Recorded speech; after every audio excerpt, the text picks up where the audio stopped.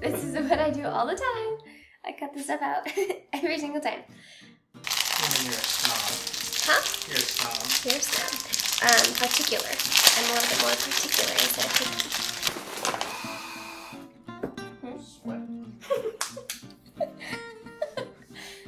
Why? It's not even that warm in here. Let's go. You're like a cheerleader head. Make sure they can see it. See, they can see it. Can you see it? Can you see it? Hello lovelies, welcome back to my channel. Thanks for stopping in. Today I wanted to go over one of my favorite delicious chocolate chip cookie recipes, and I wanted to start with my fragrance of the day because it is so delicious and it reminds me of baking and the holidays, so I really wanted to wear it today. Today I am wearing the Bois 1920 Sushi Imperiale. It is delicious. It smells like apple pie. Some of the notes are, let's see, lemon, mandarin orange, bergamot, anise, rose, jasmine, nutmeg, pepper, lots of really, cinnamon, patchouli, vetiver, and sandalwood.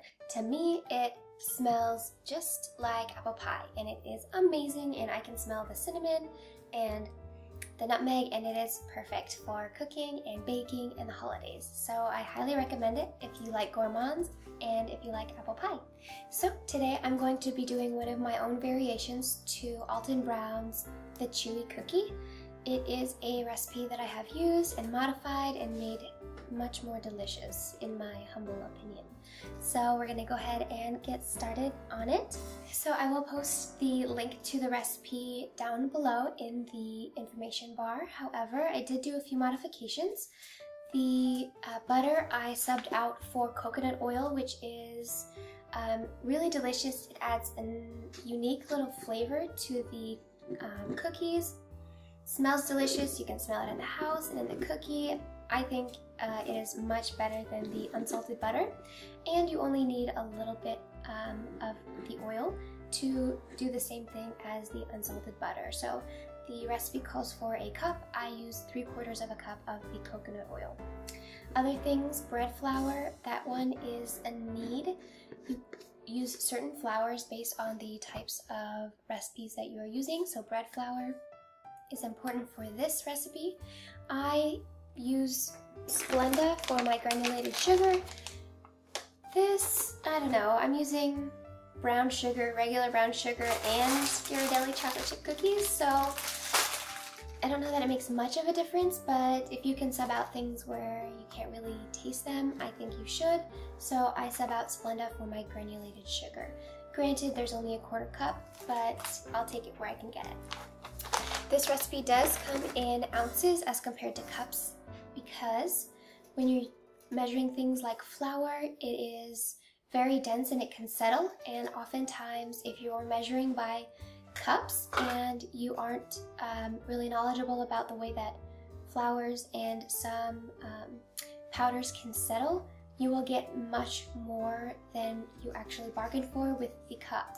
So we'll be going over how to get the correct amount for flour. I don't have a scale to measure in ounces, so I will be using measuring cups. So I will just be converting the ounces to cups, just for your information. To start, we do melted coconut oil, and as I said earlier, a 3/4 cup is all you need as compared to the 1 cup that the original recipe calls for.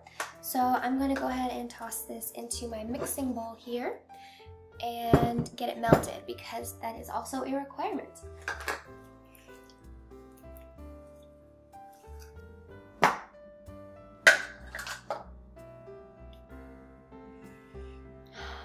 Smells pretty great. Okay, I'm just gonna melt this for a couple seconds in the microwave. Smells so good. So here it is, melted, just not even 30 seconds. I think it was about 20 seconds. And it's essentially liquid. There are a few little floaties in there, but that's what I like about coconut oil, that flavor. we'll call those bits flavor. So next we're going to be adding the brown sugar. We have a, let's see, 8 ounces of light brown sugar, which is about a cup. Okay, so we've got our cup of brown sugar. Just gonna add that right in there, and along with that we will put our 1/4 cup of the Splenda.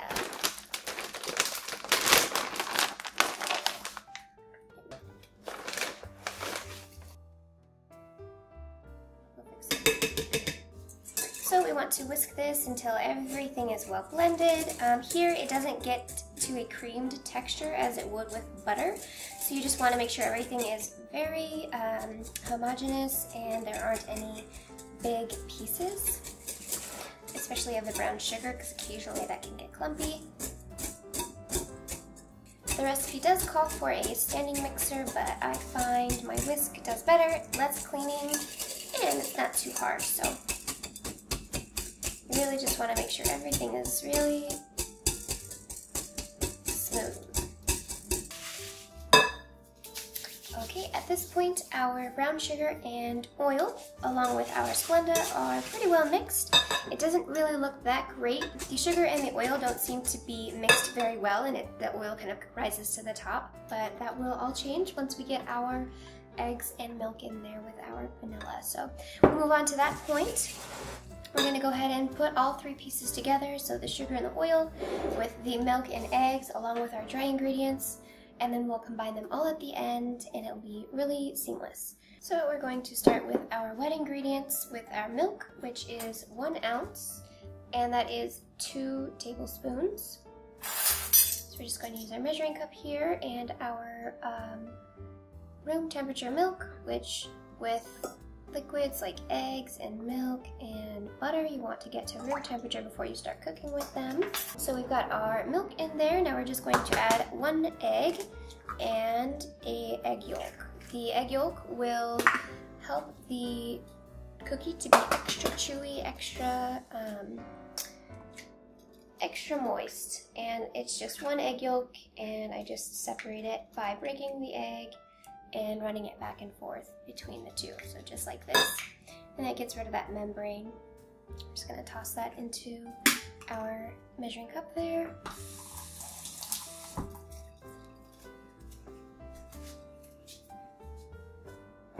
And then a 1.5 teaspoons of good old vanilla extract.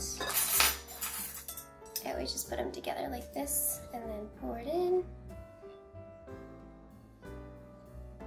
at the same time.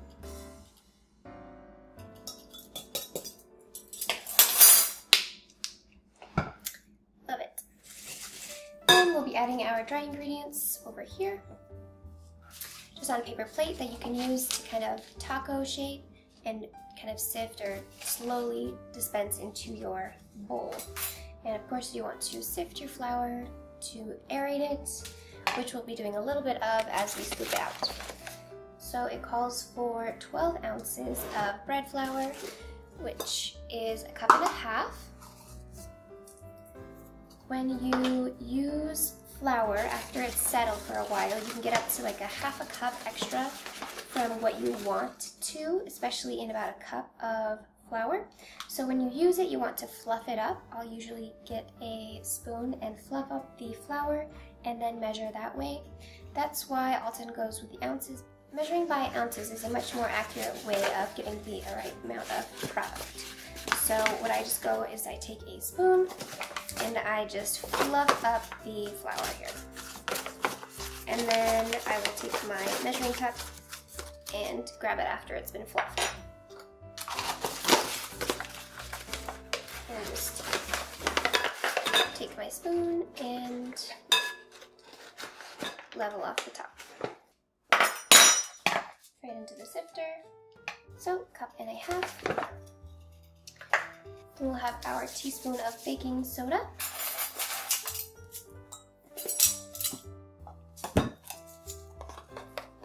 I always just use this little lip here to level off the top. Teaspoon kosher salt. So never measure over any item because it can easily overpour and You can never take away the amount of salt that we've added. So from here, I'm just going to sift everything. And then it's pretty easy right after that. Then we just assemble. And then add in the good part, the chocolate chips. So now to assemble. So we've got our whisk here. And really you're just gonna be getting an arm workout. You can use it with your stand mixer, but I think this is just easier. I always start with the milk and the eggs and vanilla. I also like the way that it turns the batter into something really pretty. Slowly go into that.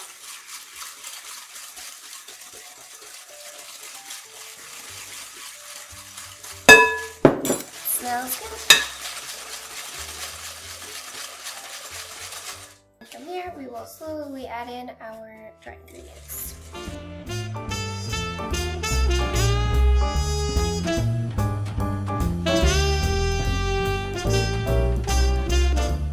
Okay, so I really do prefer the Ghirardelli chips. They taste so much more true, and you don't have that grittiness that sometimes you'll get with like the Toll House brand, but I tend to be a little bit more picky on those matters. So onto Ghirardelli.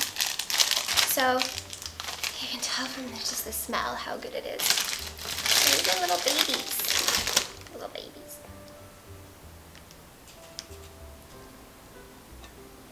Okay, the whole bag goes in there. Oh, they're so cute. Baby, tiny. Okay, and you just gotta kind of use your arms here a little bit and really work the batter here. And then for this recipe and all cookie recipes, you should chill the batter before you cook. If you find you have a lot of flat cookies, it's probably because your batter is too warm when you cook it, so it will just flatten. It will solve all of your problems just to chill it. Because coconut oil is very hard to manage once it's gotten hard, I highly recommend putting it into the cake pan. I like to use cupcake tins because I like thick cookies with like a chewy, like doughy, not quite so finished center. I just scoop them into the tin before I put them in the freezer to chill. And then in the time that the oven has preheated, the dough has chilled enough to make a delicious cookie. So I use a 1/4 cup for each cookie, and I only cook about half of the batter because we don't need to be eating that many cookies right now. So I just scoop a cup, 1/4 cup, and plop it right in there, and it goes in there really nicely.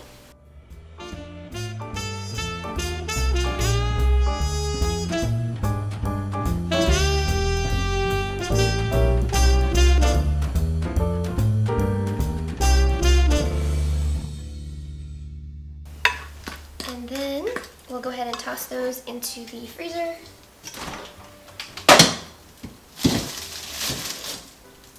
So I put the cookies in the freezer until the oven is preheated at 375. With the remaining batter, I put it into a Ziploc and just flatten it. And then when I'm ready to take it out of the freezer, I can just open it up, rip apart the Ziploc, and cut the frozen batter into little cubes that I will just toss into the pan and put in the preheated oven. So it's pretty easy.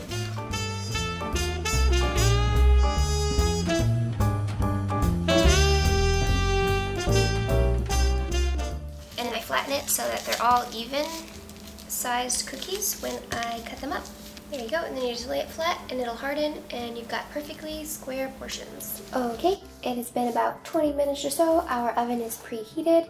We're just going to grab our sheet from the freezer and plop it right into the oven. We're going to put it in for 7.5 minutes on each side, and that will be perfectly cooked. So as you can see, the cooking is hard. It feels hard to the touch. And we're going to put it in our oven and we will be turning it in 7.5 minutes. Okay, 7.5 minutes went by. Pretty easy, pretty quick. We're just gonna open up and spin the cookies around. You can see them cooking nicely along the edges. So I'm just gonna put on 7.5 more minutes. Okay, the moment we've all been waiting for. The cookies. They smell super good. They aren't quite cooked in the center. As you can see, they're a little underdone, but that's the way that I like them. If you want them a little bit more done, like my grandfather likes well done cookies, you can add them in there a little bit longer. But in my opinion, this is the best. A little underdone like a Pizookie, and they'll pop right out. They will fall in the center, but that's okay. You can tell they're homemade. Alrighty guys, we have finished our cookies. They just came out of the oven. As you can see, the centers have fallen in, but that's okay. I like them that way. They're still a little underdone in the middle, so they're ooey gooey. They come out pretty easily. You can see the bottoms are done just right. And you can see the middle there. Very gooey.